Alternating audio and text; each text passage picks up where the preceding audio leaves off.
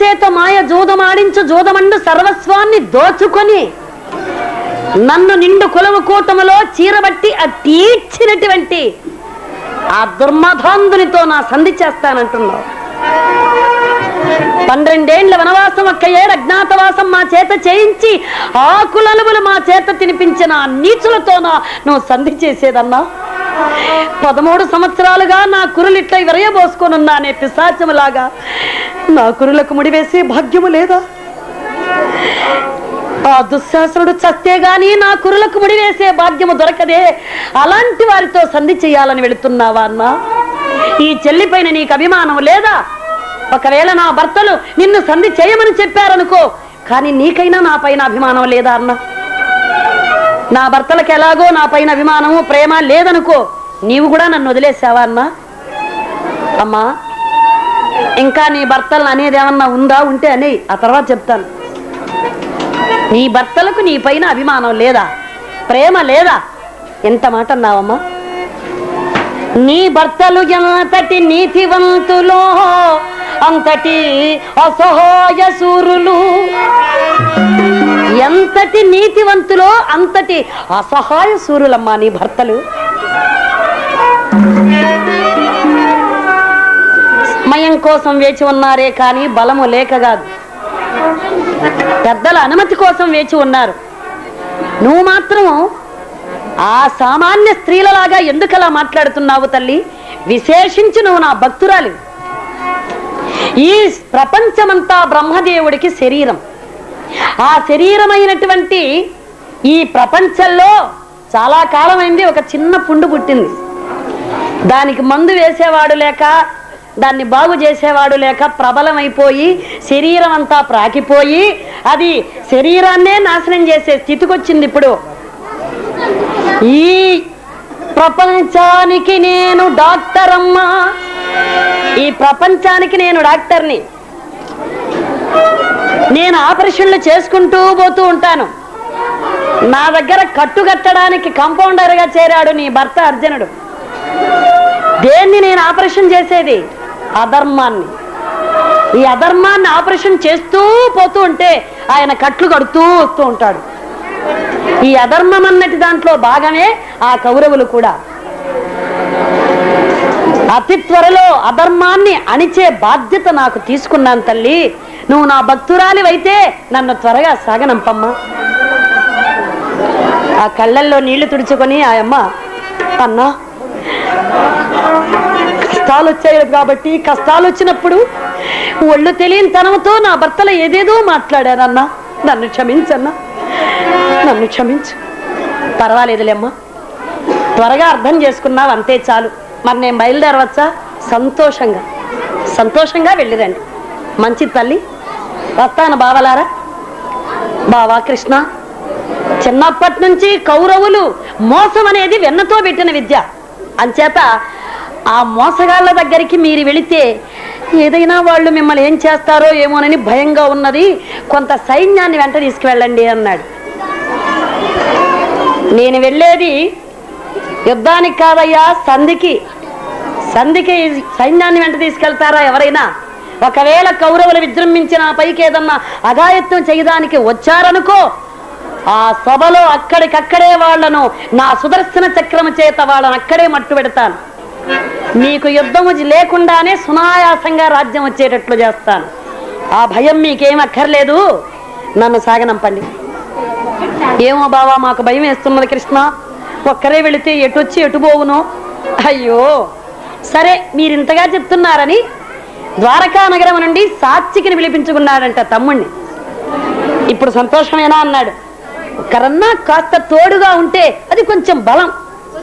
ఇప్పుడు మాకు ఆనందంగా ఉంది, బయలుదేరండి బావా అన్నట్లు మా పెద్ద తండ్రి గారైన ధృతరాష్ట్రుడు, మా పెద్ద తల్లి అయినటువంటి గాంధారి, అక్కడ మా తమ్ములు, వారి బిడ్డలు, ప్రజలు, పెద్దలు, భీష్మ ద్రోణ కృప అశ్వత్థామ విదురాది పెద్దలు, వీళ్ళందరికీ కూడా మా క్షేమ సమాచారాన్ని తెలియజేయండి. ఆ పెద్దలైనటువంటి వాళ్ళందరికీ మా నమస్కారాలు తెలియజేయండి. అటులనే బావా, మరి నేను వెళ్ళి వస్తున్నా. మంచిది. ఆయన గుర్రాలు ఆ రథము వెళుతూ ఉంటే ఆ రథము కళ్ళకు కనపడినంత వరకు, కనుమరుగైనంత వరకు చూశారంట. వెనుతిరిగి వచ్చేశారు. మహావేగంగా వెళ్ళిపోతున్నది ముందుకు దూసుకొని రథం. ఆ రథానికి ఎదురుగా నారదాది కణ్వాది మహర్షులంతా కూడా భగవన్నామం చేస్తూ వస్తున్నారంట.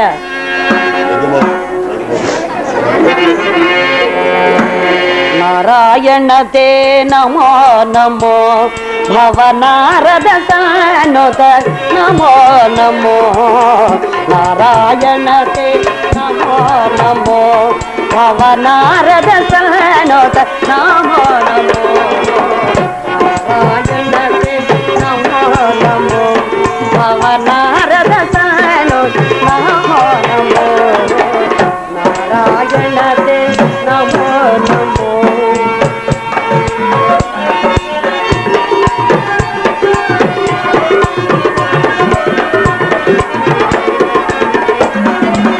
మురహర నగధర ముకుంద మాధవ మురహర నగధర ముకుంద మాధవ గరుడ గమన పంకజనాభ గరుడ గమన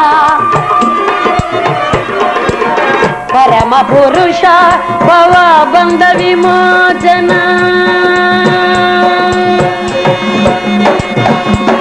పరమ పురుష భవ బంధ విమోచన నరమృగ శరీర నమో నమో నమో నరమృగ శరీర నమో నమో నారాయణ తే నమో నమో భవనారద నమో నమో నారాయణ తే నమో నమో.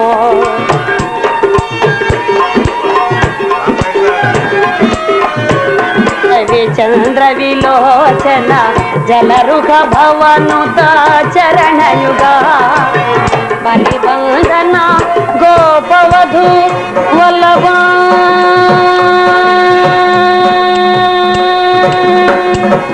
బలిబంధన గోపవధు వల్లభ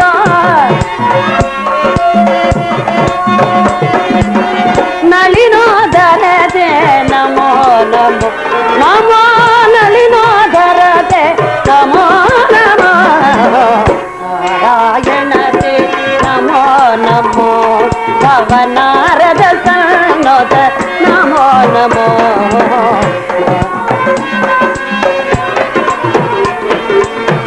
ఆదిదేవ సకలాగమ పూజిత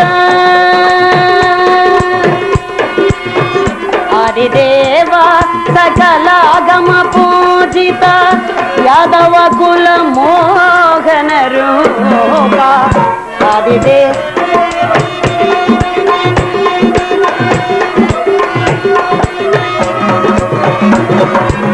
వేదోదర వేదోదర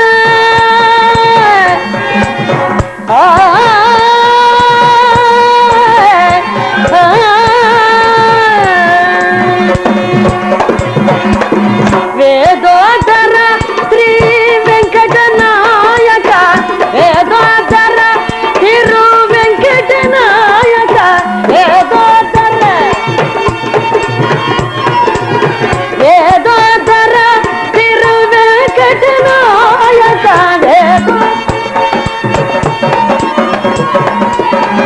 నాథ ప్రియ తే నమో నమో నమో నాథ ప్రియ తే నమో నమో నారాయణ తే నమో నమో భవనారద సానో నమో నమో నారాయణ తే నమో నమో నమో నమో నమో నమో.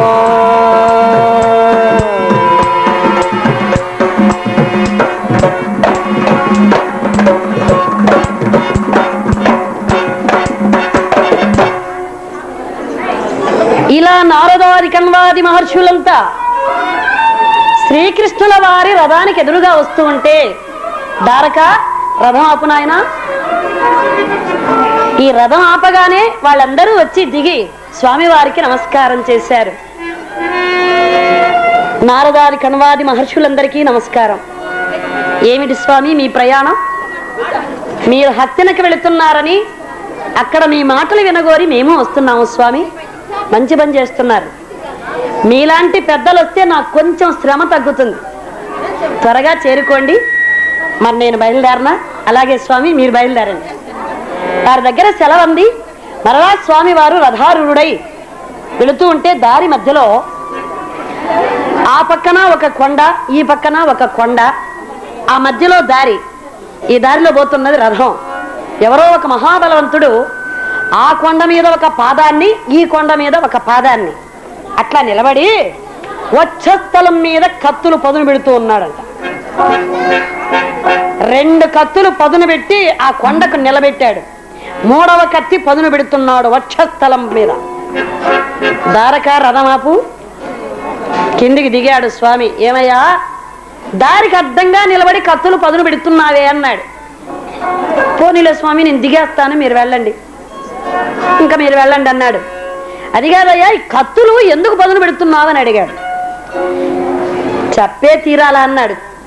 నీ ఇష్టం, చెప్పచ్చు చెప్పకపోవచ్చు, కానీ చెప్పితే మంచిదే కదా. సరే చెప్తాను. భారత యుద్ధ రంగంలో యుద్ధానికి నిలబడినప్పుడు అటు కౌరవులు కానివ్వండి, ఇటు పాండవులు కానివ్వండి, అలా వాళ్ళ యుద్ధానికి నిలబడినప్పుడు కౌరవ సైన్యం 11 చోహిణీలు. 11 చోహిణీల సైన్యానికి అంతటికి కలిపి ఒక్క కత్తి అన్నాడు. ఓహో, అయిపోయింది, అందరినీ చంపేశావు, ఇంకా 2వ కత్తి నీకెందుకు అన్నాడు. 100 మంది అన్నదమ్ములు, కౌరవులు 100 మంది కదా. భీష్మద్రోణ కృప అశ్వత్థామ బాక్లీక సోమదత్త జయద్రుద ఇట్లాంటి పెద్ద తలకాయలకు, ఆ 100 మంది కౌరవులకు, వీళ్ళందరికీ కలిపి ఒక కత్తి. వాళ్ళు చచ్చారు, సైన్యము చచ్చిపోయింది, అంతా అయిపోయింది, మరి 3వ కత్తి నీకెందుకు అన్నాడు. కృష్ణ, మీరిప్పుడు పాండవులకు అండదండగా ఉంటున్నారు, భారతదేశం అంతా తెలుసు. కానీ ఇప్పుడు హస్తినాపురానికి వెళుతున్నారు సంధికి. వాళ్ళు మిమ్మల్ని ఏ మధ్య పెట్టో, ఏ మోసం చేసో మిమ్మల్ని వలలో వేసుకోవాలని భక్తిని నటించారనుకో. ఆ నటించిన భక్తే నిజమైన భక్తులని నమ్మి మీరేమైనా కౌరవుల ప్రక్క చేరుకున్నారంటే, పాండవులకు అన్యాయం చేశారంటే ఈ 3వ కత్తి నీకోసమే అన్నాడు. అలాగా అయితే నా కోసమే ఆ 3వ కత్తి అన్నావే, అది ఇంకా బాగా పదును పెట్టుకో. ఈ రెండిటికంటే కూడా నీకే పనికొస్తుంది, ఎప్పుడైనా బాగా పదును పెట్టుకో. ఇంకా పోని, మన పని అయిపోయింది, ఇక పోని అన్నాడు. బయలుదేరి ముందుకు సాగుతూ ఉన్నది రథం. సాయం సమయానికి కుశస్థలి అనే మునిపల్లె చేరుకోగలిగారు. ఈ రాత్రి ఇక్కడే పడుకుందామయ్యా, చీకట్లో ప్రయాణం దేనికి? ఆ గుర్రాలను విప్పి, పాపం చాలా దూరం నడిచి అలసిపోయి ఉన్నాయి గుర్రాలు, ప్రక్కన గట్టిపెట్టు. ఈ గుర్రాలను తీసి ప్రక్కన గట్టి పెట్టాడో లేదో, ఈ లోపల ఈ మునిపల్లె వాసులంతా వేల సంఖ్యలో వచ్చేసారంటే ఎవరు చెప్పారో కృష్ణుడు వచ్చారని. ఆ పిల్లలు పెద్దలు అందరూ కూడా ఆ స్వామివారిని సేవించుకోవడానికి వచ్చేసారు. తండోపతండాలుగా వచ్చి ఆ స్వామివారిని, శ్రీకృష్ణ పరంధాముని, గోపాల దేవుణ్ణి ఈ విధంగా స్మరిస్తూ ఉన్నారు. వేల గోపెమ్మల గోపాలుడే, మా ముద్దు గోవిందుడే, అహద్దు గోవిందుడే, అన్నుల మిన్నుల కన్నుల వెన్నెల వేణువులు దాడే, మరి వెన్నెల దొచ్చాడే.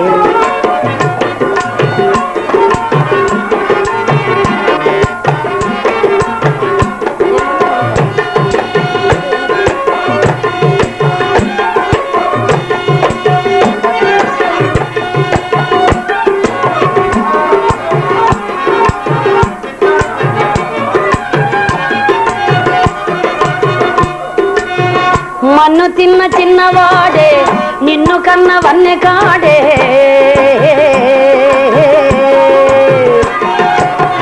మన్ను తిన్న చిన్నవాడే, నిన్ను కన్న వన్నె కాడే, కన్న తోడు లేనివాడే, కన్నెతోడు ఉన్నవాడే, మోహనల వేణుడే, మోహనంగుడితడేనే.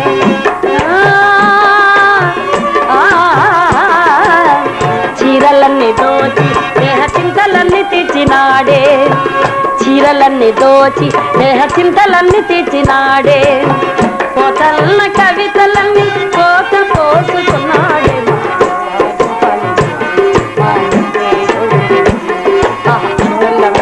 కన్నుల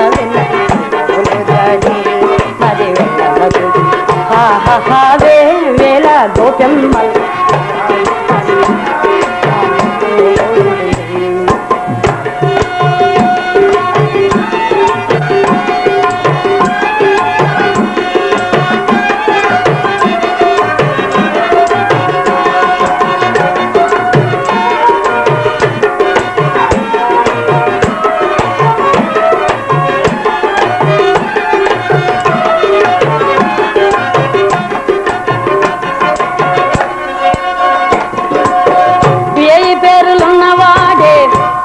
తీరులున్నవాడే,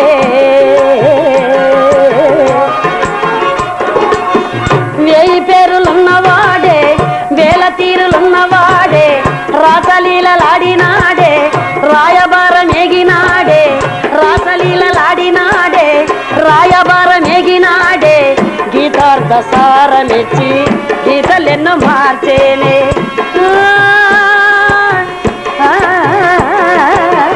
నీలమై నిఖిలమై కాలమై నిలిచాడే, నీలమై నిఖిలమై కాలమై నిలిచాడే, వరదల్లె కానాల వరదలై పొంగాడే. మా గోపాలుడు ఆ ముద్దు గోవిందుడు, అన్నుల మిన్నుల కన్నుల వెన్నుల ఆహావే వేల గోపెమ్మల్ గోపాలుడు, మా ముద్దు గోవిందుడు, గోపాలుడే మా ముద్దు గోవిందుడు. అలా స్వామివారిని ఎన్నో విధాలుగా ధ్యానించి తీసుకుని వెళ్ళి రకరకాల పాలు పండ్లు పలహారాలు అనేకమైనటువంటి భోజన పదార్థాలన్నీ పెట్టారు. భక్తులు ఇస్తున్న ఆదరణ ఆప్యాయత ఆ ప్రేమను చొరగొన్నటువంటి గోపాలదేవుడు వారి ఆతిథ్యాన్ని తీసుకొని పిల్లవాడు నిద్రపుచ్చుతున్నారు గోపాలదేవుణ్ణి.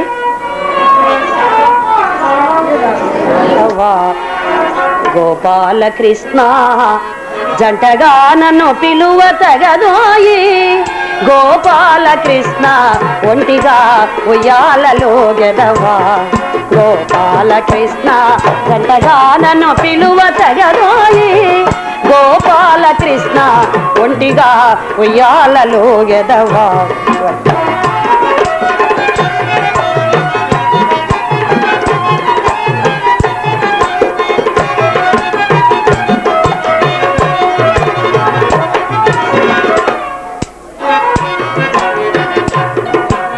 జగములన్నయో కాలయో నిన్గములెరుగగ నిదురబోవా,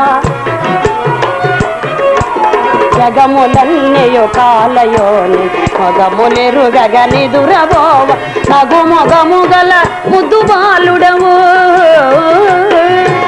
నగు మొగముగల ముద్దు బాలుడ వగుచు జోలలో పాడుకొంటూ, నగు మొగముగల ముద్దు బాలుడ వగుచు జోలలో పాడుకొంటూ, ఒంటిగా ఒంటిగా ఒంటిగా ఉయ్యాలలో గెదవా.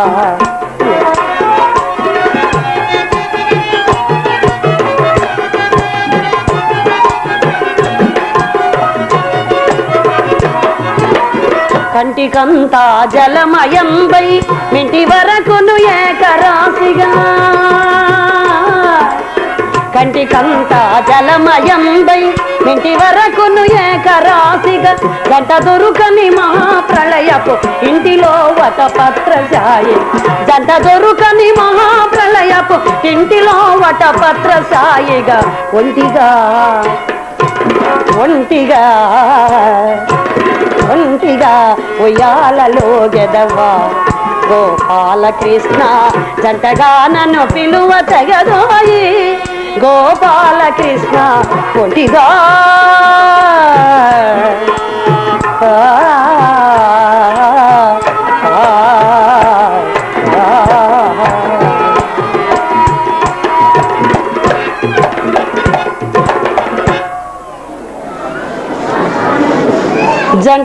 దొరుకని మహాప్రళయపు ఇంటిలో వటపత్రశాయిగా ప్రపంచమంతా జలమయమైతే మర్రి ఆకు పైన పవళిస్తాడంట శ్రీమన్నారాయణుడు.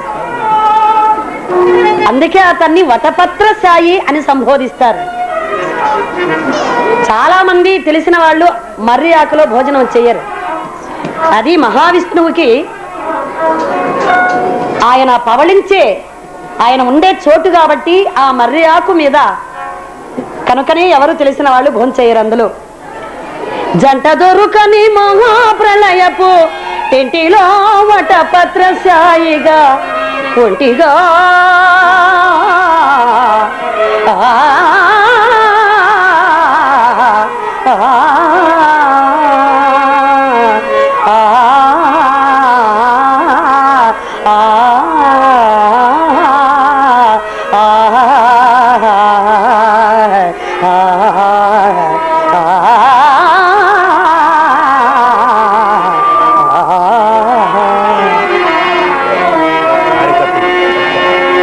మహారాజుకు తెలిసిందంట శ్రీకృష్ణుడు వస్తున్నాడు రాయబారిగా, కుశస్థలులో నిద్రించాడంట, ప్రొద్దుటే బయలుదేరి వస్తాడంట అని.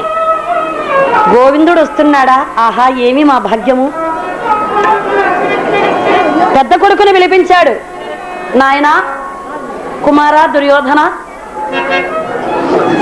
పరంధాముడు, భగవంతుడు, మురళీకృష్ణుడు, గోపాలదేవుడు దూతగా రాయబారిగా వస్తున్నాడట. ఈ రాత్రి కుశస్థలలో నిద్రించాడట, ఉదయాన్నే బయలుదేరి వచ్చునట. ఇప్పుడే అందిన వార్త. ఆయన రావడం మన దేశానికే గర్వకారణం కదా. పాదం పెడితేనే పునీతమవుతుంది మన రాజ్యం. అంచేత రాజ్యమంతా పచ్చని పందిళ్ళు, ముత్యాల మురుగులు, ఎక్కడ చూచినా కూడా భగవంతుని నామస్మరణలు. ఏ మలుపు తిరిగినా, ఏ గుంభాన చూచినా భగవానుని నామస్మరణలే, భజనలు, సంకీర్తనలు. ఎక్కడ చూచినా కూడా హరికథా గానములు, నాట్యము చేసే నర్తకీమణులు, పుష్పాలు, చలువ చేసిన బట్టలు, వాయిద్య బృందాలు, మేళ తాళాలు, బేరీ నినాదాలు. రేపటి రోజు భగవంతుడి ఊరేగింపు జరుగుతుంది హస్తినలో అని అందరికీ తెలియజేయించు దండోర మూలంగా. గోపాలదేవుడికి పిండి వంటలన్నా, పాలు, పెరుగు, వెన్న మీగడలన్నా చాలా ఇష్టం. అవన్నీ కూడా సిద్ధం చేయించు. జాగ్రత్త సుమా. తెల్లగా తెల్లవారేటప్పటికి హస్తినాపురం అంతా శోభాయమానంగా అలంకారం అయిపోయిందంట. పిండి వంటలు చేయించే చొరవ వంటశాలలో కూర్చొని దుర్యోధనుడే ఆ రాత్రంతా నిద్ర మేలుకొని పిండి వంటలు చేయిస్తున్నాడంట. ఆ వంట వాడితే ఏదో చెవులో గుసగుసా చెప్పాడు. ఏం చెప్పాడేమో ఆయన, మరి ఏం చెప్పాడో ఏం చేస్తాడో మరి. తెల్లగా తెల్లవారే కుశస్థలిలో నిద్రలేచి గోపాలదేవుడు కాలకృత్యములు తీర్చుకొని కుశస్థలి ప్రజల వద్ద సెలవంది. దారకుండు రథము నడుపుచుండా సాత్యకిని వెంట పెట్టుకొని హస్తినకు బయలుదేరే గోపాలుడు.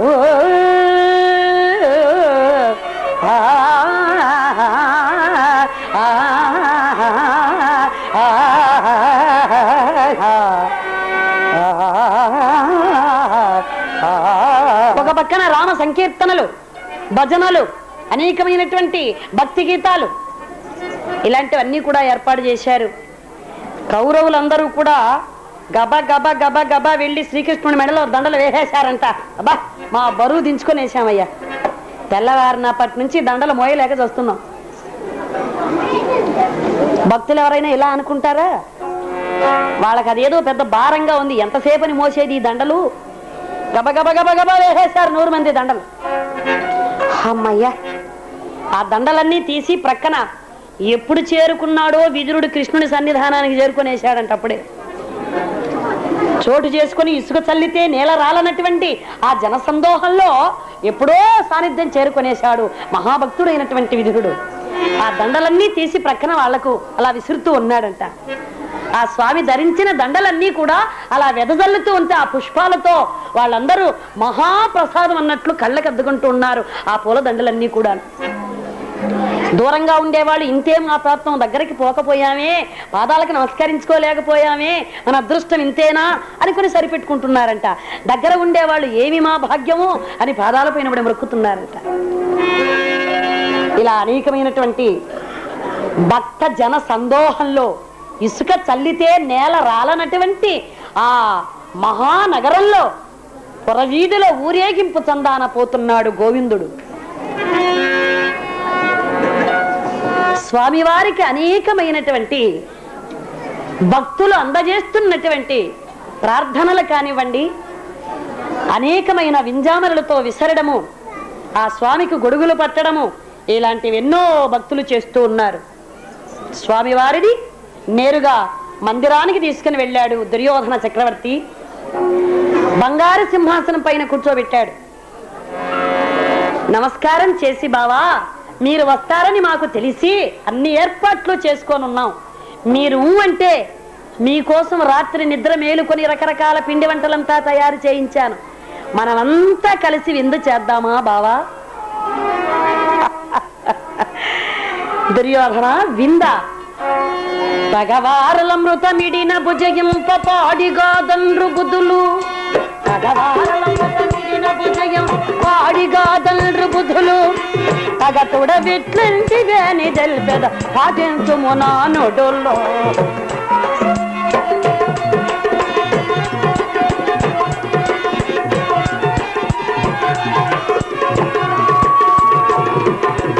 పాండునందనులు నేనొక్క రూపు పరికింప వేరు లేదు, పాండునందనులు పాండు సుతుల గర్భశత్రుడవున పగవాడవెట్లు కావో.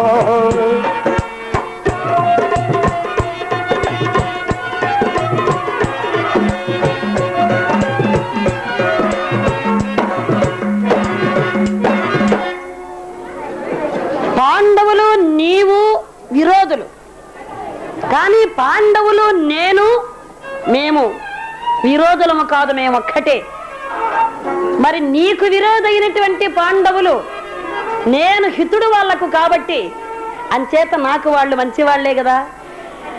నాకు వారికి మాకిరువురికి నువ్వు విరోధివి కాబట్టి అక్కడ నుంచి నేను వాళ్ళ తరపున రాయబారిగా వచ్చాను గనక నువ్వు నాకు అమృతమే పెట్టవచ్చు, కానీ అది విషంగా మారిపోతుంది.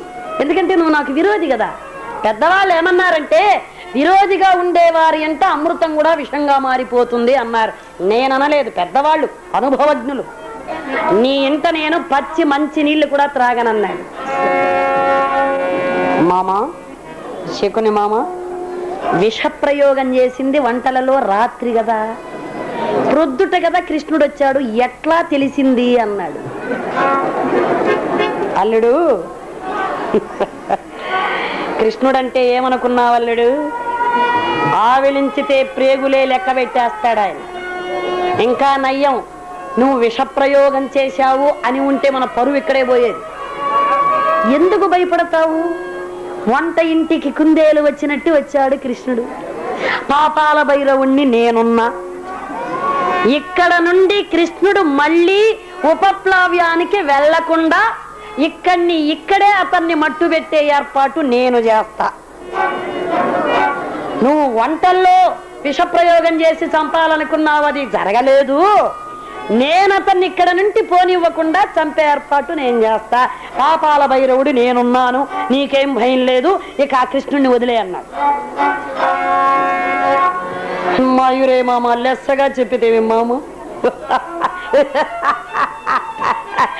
మామా ఈ గొల్లవాడిని ఇక్కడ నుంచి మళ్ళీ పాండవుల ప్రక్కకు వెళ్లకుండా చెయ్యాలి. చేద్దాం చేద్దాం మళ్ళీ పంపించి. ఆహా కృష్ణ, మా ఇంట్లో భోజనం వద్దంటున్నారు, మరి ఎక్కడ భోజనం చేస్తారు? ఏం బావా, ఈ విశాలమైనటువంటి హస్తినాపురంలో నాకంత భోజనం పెట్టేవాళ్లే లేరా, నాకంత పడక బస ఇచ్చేవాళ్లే లేరంటావా? అదిగో నీతి కోవిదుడు విధురుడు అక్కడే నా భోజనం, నా బస. అమ్మ, మా ఇంట దాసీపుత్రుడింటిలోనా? ఈ బుద్ధులు నీకు ఇంకా పోలేదా? ఈ పాపిష్టి బుద్ధులు నీవు ఇంకా మర్చిపోలేదా? ఆయన దాసీపుత్రుడు. ఇట్లాంటి మాటలు మాట్లాడవద్దు పెద్దల పట్ల. ఎప్పటికైనా ఇంత వయసు వచ్చింది, కాస్త బుద్ధిగా బతకడం నేర్చుకో. పెద్దలంటే గౌరవ మర్యాదలు ఉండేది నేర్చుకో.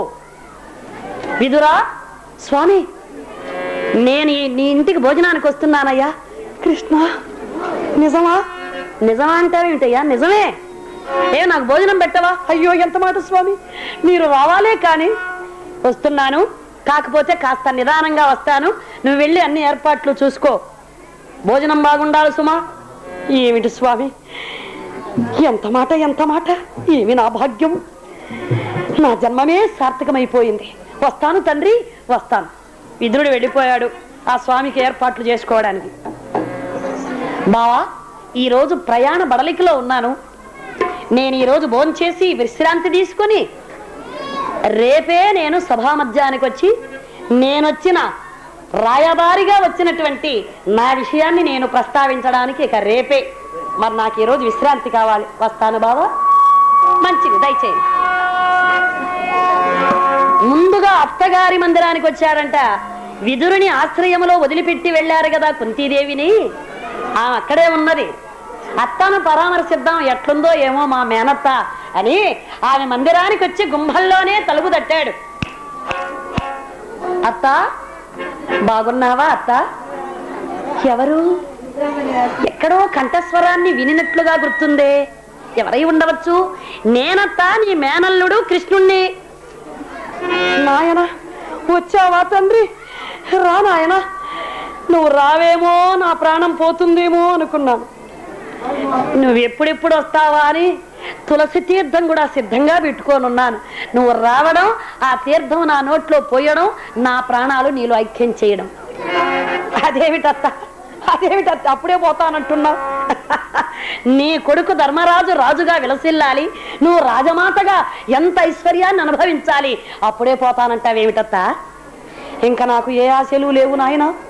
ఇక నా బిడ్డల భవిష్యత్ అంటావా? ఎప్పుడో నీ చేతిలో పెట్టాను. నీట ముంచినా పాల ముంచినా భారము నీదే. నాకింక ఏ ఆశలు లేవు, ఏ కోరికలు లేవు.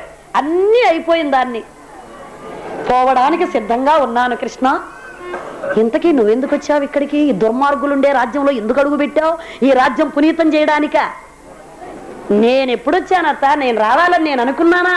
నీ బిడ్డలు నన్ను బలవంతం చేసి సంధి చేసుకొని రాపో అని పంపించారు. నా బిడ్డలే? నిజంగానా? కృష్ణ, ఆ నీతి మాలినటువంటి కౌరవులతో మాకు సంధియా? నేను, సుభద్ర, ద్రౌపది, ఉత్తర మేము నలుగురు చాలు కౌరవులతో యుద్ధం చేయడానికి. మేము నలుగురు కౌరవులతో యుద్ధము చేసి వాళ్ళందరినీ చంపి యావత్ భారతదేశాన్ని నా పెద్ద కొడుకు ధర్మరాజుకు నేను దగ్గర ఉండి పట్టం కడతాను రాజ్యాన్ని. ఏమనుకుంటున్నావో ఏమో మరి. ఇప్పుడు అన్నావే తులసి తీర్థం పోస్తే పోతానని. ఇప్పుడు ఒక్క గడియ కాలేదు, ఇప్పుడు అన్నావు కదత్త. అప్పుడు యుద్ధం చేస్తానంటున్నా. మరి కౌరవుల పేరెత్తితే చచ్చేదాన్ని కూడా నేను లేచి కూర్చుంటాను. అత్త, ఇట్లాంటి వీరమాతకు జన్మించిన ఆ పాండవులు కూడా వీరులే కాని భీరులు కాదత్త. సమయం కోసం వేచి ఉన్నారే కాని వీరులు కాక కాదు, వీరత్వము లేక కాదు. వాళ్ళకి వీరత్వము లేక కాదత్త, సమయం కోసం. దేనికైనా సమయం కావాలి కదా. కృష్ణ, ఏమి చేస్తావో నా బిడ్డలను నీ చేతిలో పెట్టాను తండ్రి. అన్నిటికీ నువ్వే ఆధారభూతుడు. అత్త, నన్ను నమ్మి నన్ను సేవించినటువంటి వాళ్ళను నేనెప్పుడూ అన్యాయం చెయ్యను. సరే, మరి నేను వస్తాను. కృష్ణ, కౌరవులు ఇస్తే మంచి నీళ్లు కూడా త్రాగద్దు. విషం పెట్టే బుద్ధి చిన్నప్పటి నుంచి ఉంది వాళ్ళకు.